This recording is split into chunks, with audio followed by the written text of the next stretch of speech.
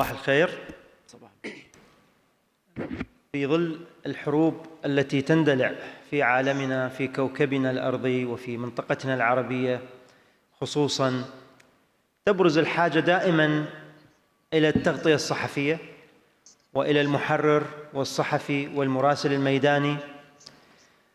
تقع على عاتقه مسؤوليات كبيرة وجسيمة، بدءاً من المسؤولية الأخلاقية وحتى الحفاظ على سلامته المهنية والشخصية، مروراً بإدارة طريقة التغطية والتحرير والحفاظ على الوضع المهني.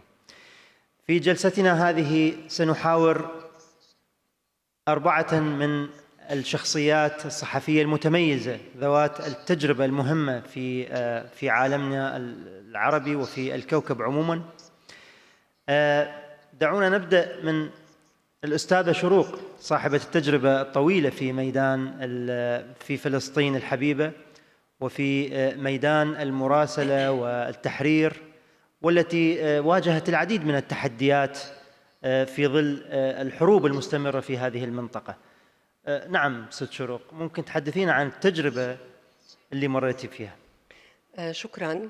طبعاً ما بستطيع أني أبدأ حديث بدون ما أوجه التحية لزملائي بغزة، وأيضاً بالضفة، مع الفقدان الكثير حقيقة لزملائنا والعمل الشجاع اللي قاموا فيه لنقل كل الإبادة والمجازر في غزة.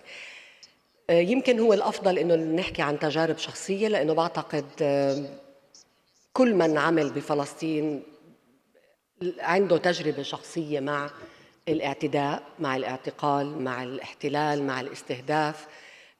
خلال 30 عام من عملي الصحفي تعرضت لكثير من الاستهدافات المختلفة، يعني بدءاً بالاعتقال، بدءاً بمنعي من التغطية، بدءاً باعتداء بالضرب، الإهانة، التهديد، الترهيب، مداهمة المكاتب، مصادرة وتكسير المعدات الصحفية، وحتى اعتداءات المستوطنين. Attacks by the settlers. The main violation was to prohibit me from accessing Gaza, whereas many of my colleagues in the West Bank can't access Jerusalem for coverage. Even though I know we're talking here, the title of this session is safety. In Palestine, I myself, or even my colleagues, when we go to the field, we take all the safety measures, starting with the risk evaluation, the outputs, examining the place where we're covering the news, putting on our protective vests and all the necessary indicators that or signs that we are press journalists, but we are always being targeted because the occupation knows that the information is part, or the narrative is their own objective. They want to strike against our narrative. That's why we are always targeted. So when we speak about safety, I know that my colleagues in Gaza who were under the bombardment and those who were killed or others who lost some of their limbs, they're all adhere to the safety, the professional safety measures. Our main issue is probably different from what you're going to discuss here. There is an Israeli decision to target us, to silence us, to attack us, to intimidate us, and to prevent the narrative or the stories of Palestine. And thus, the problem is not only the safety measures I'm sure my colleagues take into consideration, but the international organizations and international committees position or stance to exert pressure on Israel to have respect for the journalists' right. Have these obstacles been a reason for you to leave or to quit your position or your job? I did not leave my job or this profession, but I would say it honestly or clearly that sometimes I feel intimidated I feel the fear. I can go to Jenin, Nablus, or Jerusalem without knowing if I'm going to be back to my family safe and sound. With more than 900 checkpoints across the West Bank, the barrier, the army, the settler attacks, I and my colleagues are always intimidated and have the fear to let the Israeli occupation forces know that we are journalists. The minute you say you are a journalist, you would be a target for the Israeli occupation. And as I recall, when I used to cover the news about 30 years ago, I used to be braver, I used to be younger, but today I go to coverage spaces with intimidation, fear, with a feeling of pain, this painful feeling that I could be a target. I can also say it has also a mental impact after all that happened. Of course, it is the intimidation, the fear of missing, the violence that is being practiced in Gaza is even more the lack of the sense of safety or security to access a place, to convey a message to the population or to the public. You might lose your colleagues. Imagine this has been accumulating since years. But to leave the job or the profession, so far I still have faith in the role of the media. So you insist on continuing. Now, this picture, was it conveyed to the world or to the West? I believe the West. I'm disappointed, actually, as a journalist. I'm disappointed in my colleagues in the West. Not all of them, of course, just to be fair, but there has been a decision by the Western media and my colleagues, whom we are supposed to be. We're supposed to be. We're supposed to be sharing a familiar laws and the ethics of the profession. I should be ruled by the laws similar to any journalist in Europe, USA, or elsewhere. Unfortunately, some has considered this as an attack on the Palestinian media landscape as opposed to the world landscape.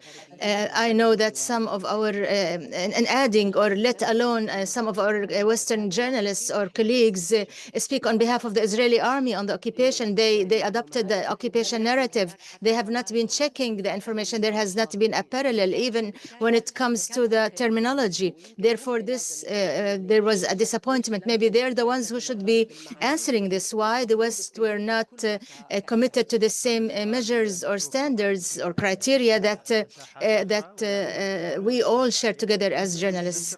Let's move to Mr. John Williams, the executive director of Rory Pick. He has so many experiences. He worked in BBC and other media outlets, important media outlets. He will be speaking about his own vision and experience in covering struggles across the world. Please, go ahead. Well, let me start by addressing the issue that Shruk just raised about Western media. I too share her disappointment in the way that Western news organizations and Western journalists have failed to stand by the Palestinian journalists. If journalism is about anything, it's about reporting factually and accurately and truthfully the situation that anybody finds themselves in. And for journalists not to stand by other journalists is not only disappointing, it's, I believe, a betrayal of everything that being a journalist is. And I'm proud to be on the stage with you today. And I'm proud to be here in Jordan with our friends at ARIJ. Look, I've been an editor for 30 years, and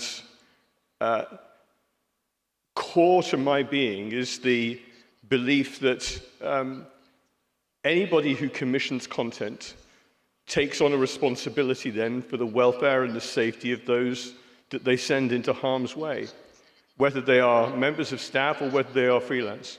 The Rory Peck Trust tries to support freelancers in the way that other news organizations support their own staff. that we are the safety net for freelancers right around the world. And we try to provide the same supports that an employer might, whether that's around facilitating body armor or when things go wrong, providing mental health support. And I'm incredibly proud of what the Rory Peck Trust has achieved over 30 years. We've helped more than 3,300 freelancers over the last 30 years. We've helped more than 400 freelancers this year alone, and helped more than a dozen, nearly 2 dozen Palestinian journalists leave Gaza and rebuild their lives elsewhere. But journalists too have a responsibility when it comes to safety, and key to that is communication. Communication is absolutely vital when it comes to safety, two-way communication. So editors back at base know what's going on, and journalists in the field feel supported. And that's why, returning to Shruk's point, I think it is so disappointing that news organizations in the West have failed to support their Palestinian colleagues. تطرقت لموضوع مهم جدا سيد. Addressed a very important issue, that is the mental safety, which is that a journalist is usually affected in many war zones. So how was your own experience with these journalists? How have you reached this stage or this point? How did you provide support to them? So the Trust provides therapy. We put them in touch with trained psychotherapists, and we fund their rehabilitation through therapy. I would say it's not only journalists in the field who are traumatized sometimes by what they see and what they report. The issue of vicarious trauma, which is experience that is one step removed, is also very real. And being entirely candid with you, after 30 years of doing this, I think I probably have my own issues when it comes to my mental health. And 30 years of sending people into harm's way and dealing with the consequences, having to go and tell one of my colleagues' partners that he'd been shot dead by an Al-Qaeda gunman, 20 years on, still impacts me. So mental health is fragile. And the most important thing is that we tear away the stigma that is attached to mental health. People too often are ashamed or embarrassed to be honest in a way that they wouldn't be if they had a broken leg. If we sent a journalist out tomorrow and they were hit by a bullet or were injured physically, it would be seen by some as a badge of honor. When that injury is to somebody's mental health, too often it's seen as shameful and embarrassing. And the greatest message that we can send out from here today is for people to be able to say that it's okay not to be okay. And that way, people actually will get back on the road to good mental health quicker, and they will repair and heal in the way that we know that they can. سؤال مهم جدا حول هذا. Important question about this issue. So a number of journalists tend to leave their jobs because they get affected by the scenes that they see. This could end their future, their professional future, and could make things difficult for them to come back. Have you seen such cases? Frequently. And that's why it's so important to change the terms of the conversation. So, nearly 20 years ago, when the war and the insurgency in Iraq was at its height, one of my colleagues came back to London, and it was clear to me that he wasn't well. And we put him into hospital and he got the support that he needed. And some years later, he then was promoted. And when his colleagues saw that the fact that he had been open about his mental health, that he had been ill, but that it wasn't a barrier to him continuing his career and indeed getting a promotion, suddenly everybody else felt able to be honest about their own mental health. And a number of other people came forward and we helped them. And honesty, if journalism is about anything, it's about honesty and truth. And if we can't be honest and truthful about how we are feeling, how can anybody trust us to be honest and truthful about how anybody else is feeling? شكرا سيد ويليامز. سيدة كاثرين هي مديرة البرامج في تحالف ACOS. كيف How do you see these examples, these experiences regarding the coverage of conflict areas and war zones? Is there a certain experience you can share with us? So I am here as a journalist, first as an investigative journalist, but also working with ACOS Alliance to champion for the safety of journalists across the globe.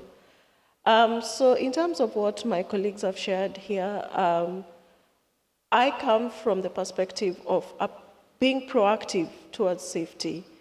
I have not personally been at the forefront, but I've worked with journalists, empowering them, training them, offering capacity building in terms of skills, resources, to help them get better prepared to cover conflict. So at ACOS Alliance, we have the ACOS Newsroom program, and part of it is an editor's online course that's free and accessible to all editors and journalists to better equip them to prepare, especially when commissioning for stories, to ensure they do that effectively and mindful.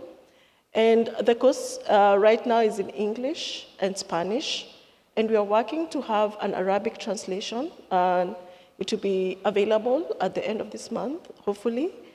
And on the screen, I just have a few slides to just show you how the course will look like. Right now, we have editors from across the globe doing the course, taking the course to just, again, be mindful when they are working with journalists, especially freelance and underserved journalists working in conflict areas, working on different stories, not just only conflict stories. And this gives them the mindset to be better equipped when they are working with journalists. And not just the online course, we have different resources. Again, our approach is very collaborative, so we work with different partners. For this online course, we worked with one IFRA to develop it. And some of our other partners include, again, RORIPEC here. We work on different approaches.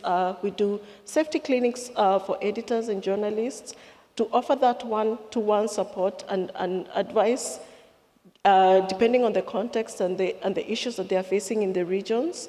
We also work with CPJ, ARIJ, very many partners, again, collaboratively. Our mission is, we believe that no one should be left behind. And editors are the agents of change within the newsroom. So our role is more looking at safety in a very strategic way. And our first point of entry in the newsroom is the editor, because apart from just having a responsibility of ensuring the news goes out, the content goes out, they have a moral responsibility to ensure that the journalists they work with on the ground, and even within the newsroom, just like John has mentioned here, that they are protected and that they are safe. تعرفين سيدة كاثرين أن مناطق النزاع. You know, Ms. Catherine, in conflict zones, in case when there are wars and conflicts, fake news they always spread out and disinformation. Is the consultation and training that you provide, does it focus on this? So at ACOS Alliance, again, our focus is on safety. We don't necessarily go towards the content itself. We don't train on disinformation and misinformation. What we do is approach it from a safety perspective. So in terms of the visual material that the journalist is exposed to, again, vicarious trauma, how can psychologists come in and support the journalists with the content that they're seeing, with the material that they're consuming? How can we make sure that their well-being and their mental health is best supported to ensure that they can continue, again, working and their well-being is not compromised? شكرا. Thank you very much. أستاذ وهيب. We move on to Yemen. Mr. Wahib, we know that you have a long experience and expertise in covering the war in Yemen. You are a chief editor in Al Mushahid platform. And there are a number of challenges that a journalist and a reporter encounter in Yemen under war. Good morning to you all. I will, before talking about the challenges and the threats, I would like to talk in general about the mistakes that are done by journalists and the success stories that we've done in order to protect journalists in the fieldwork. After the war has impacted greatly the media in general. Media is now divided into two.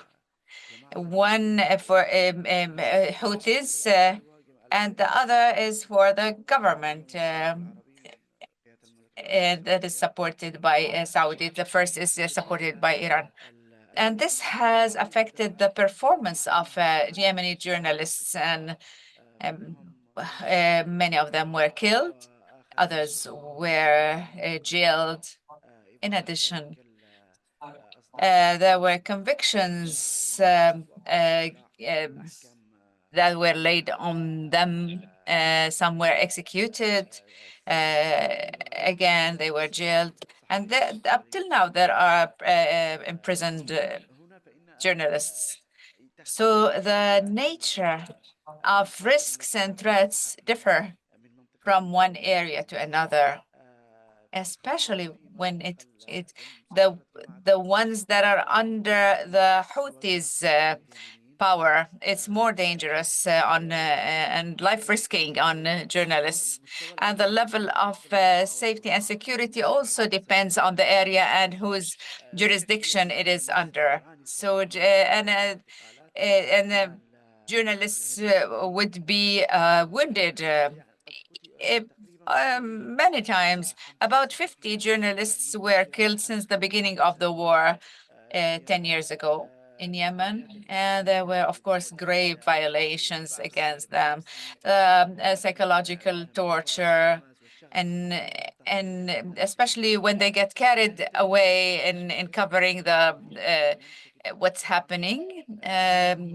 Also, Rasha Harazi, she's a journalist. Her car was bombed at Aden. She was pregnant in her 9th month. Also, there's the cyber violence that the journalists are exposed to. It includes many threats and abuses. That would be online, via internet, and in person. There's statistics that say that 10% of female journalists who were subject to abuses, among others, and they are more exposed to security, ongoing security threats. There are groups, extremist groups, that also see that the press and the media platforms are antagonists, so they are being antagonistic towards them. And most journalists miss the digital and safety and physical safety. And also there's the data protection. So they are directly targeted in the conflict areas. At the same time, they are jailed in checkpoints or during raids whilst moving from one place to another. Their equipment is inspected or confiscated at times. And another experience that a number of Yemeni journalists who joined ARIJ conference a year ago, they were about 25 to 30 journalists when they were they were going from Sana'a to Eden, and when they were coming to Jordan, they were out of 30, only 15 made it from one place to another, and the others were detained and they were jailed. So, and they could be checked and present on every checkpoint they would have to pass through. Also, most journalists are direct, especially that many of them are not qualified to work. So they use their media, their platforms, especially those photographers, fresh graduates who don't have much. Well, let me ask you a question because the audience would like to know. As a chief editor, have you encountered or maybe seen that one of the reporters is biased somehow to one side over the other? If yes, how did you handle the matter? Sometimes maybe the reporter might say something or report something that contradicts with the ethics of the job. So like so did you have a reaction on that? Yeah, we've been through a lot like this. And we've received, yes, biased material from different journalists. We, first of all, fact-check through online and the different resources. And we usually correspond with the targeted group. Also, as I said, there are the two camps, the Houthi and the government groups, or those are affiliated with the government. So, and those in the Houthis area, we communicate with them and just to verify that the information shared is correct. Most of the times, we need to make sure that about 95% of the reports are published under fictitious names. Last question. At times, one side of one party of the conflict try to make use of a certain platform or another to convey disinformation, some disinformation. Have you encountered such a thing? Maybe the reporter might convey a message for a certain purpose, political purpose, maybe. Yeah, it did happen, especially during bombardments and war. And there are pictures that would be pumped on the on news platforms, and they would maybe the picture might have been taken in Iraq or elsewhere, but we always have fact checkers to verify those pictures and the news as well. Okay, so we have only 10 minutes left.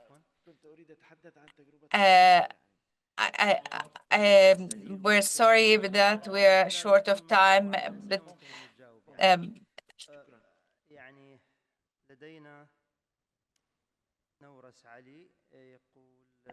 Nouras Ali says, how frequent do you use safety measures for journalists in Yemen? How frequent do they use safety measures? Well, there's nothing. We use these tools only like vests and helmets.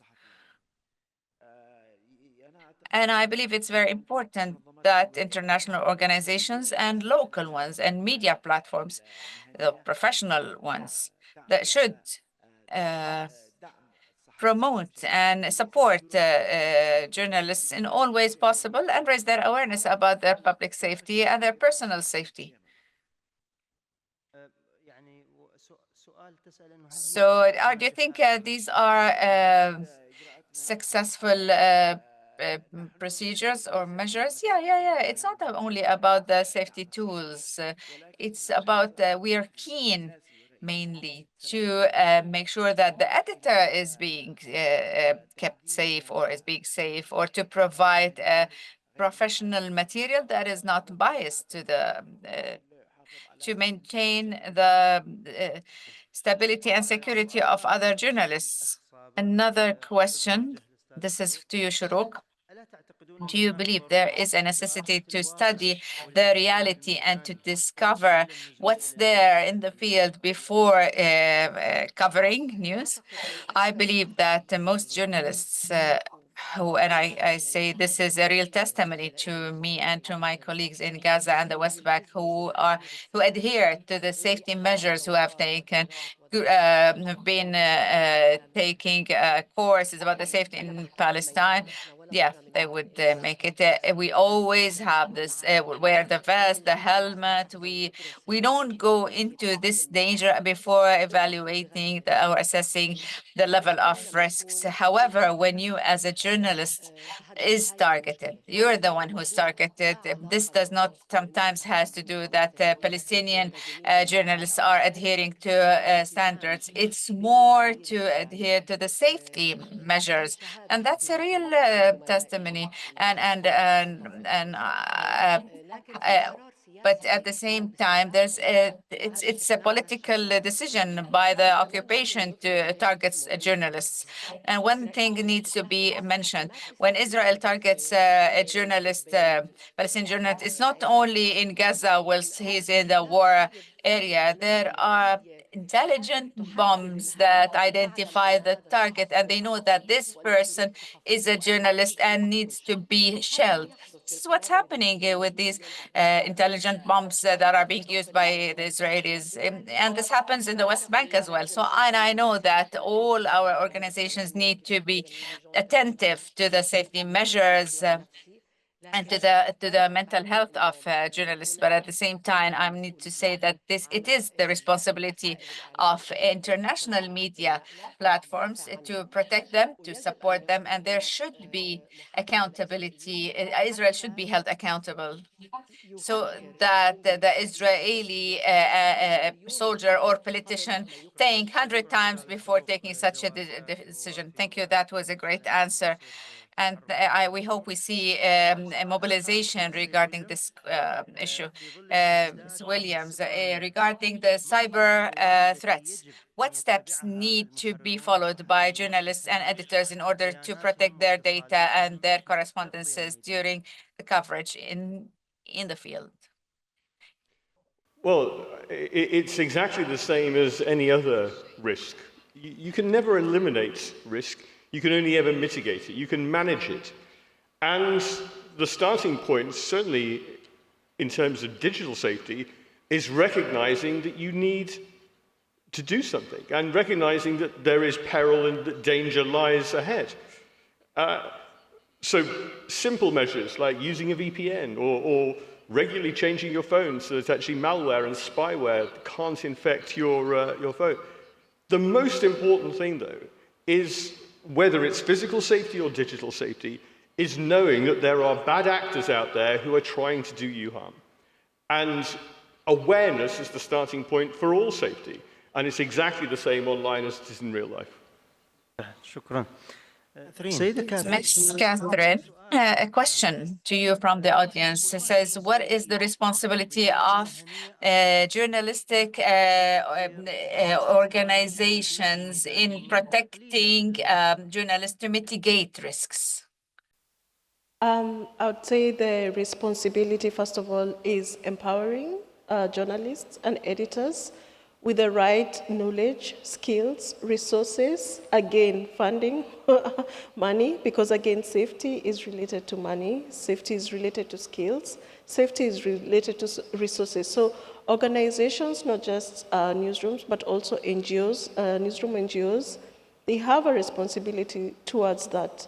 And again, empowering, empowering, empowering.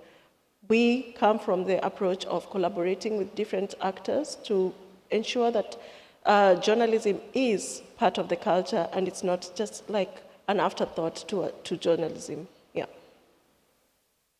سؤال أيضا آخر Another question to Mr. Wahib regarding Yemen. Do you think that, is there a plan? Or what plans should be set in order to protect the lives of journalists, mainly and professionally? First of all, there need to be impartialism when covering. As for the safety measures, we need to protect them in each and every way. And another point that sometimes there's a misuse of or exploitation from the for the journalists. They don't work with them on ethical basis. They exploit them. So it's they deal with them as if they're the material themselves. This is manipulation. So they need to protect them. So mainly we need to raise the awareness of journalists about their rights, to train them and to support them in what they need to do about the safety measures and tools. Just one last, yeah, you can add one thing, but just one last question. Just okay, just to add, there's another question that says, in case fight came up or the security conditions changed, how can a journalist or an editor make quick decisions to protect themselves? I think every journalist who has experience should put the safety measures before making any step. I usually, before I go anywhere, I study the safety situation there. I need to think further or ahead. What do I do? How to protect myself? How to protect the photographers? And sometimes we might take decisions not to go to that place because the risk is so high and it's beyond the safety of or maintaining the safety of for myself or my colleagues. So risk assessment is the first step that needs to be done. We as journalists, and regarding the safety tools. The whole world need to know that in Palestine, Israel bans the entrance of equipment, safety equipment. UNESCO and others try to help us in entering this safety equipment, but Israel is not agreeing to that. Thank you. Thanks to all colleagues. Regretfully, wars are still ongoing. They're there in this planet, in our region especially. We cannot but reiterate our recommendations to adhere to the safety measures. We always pray that these wars end and that everybody be safe. Thank you very much.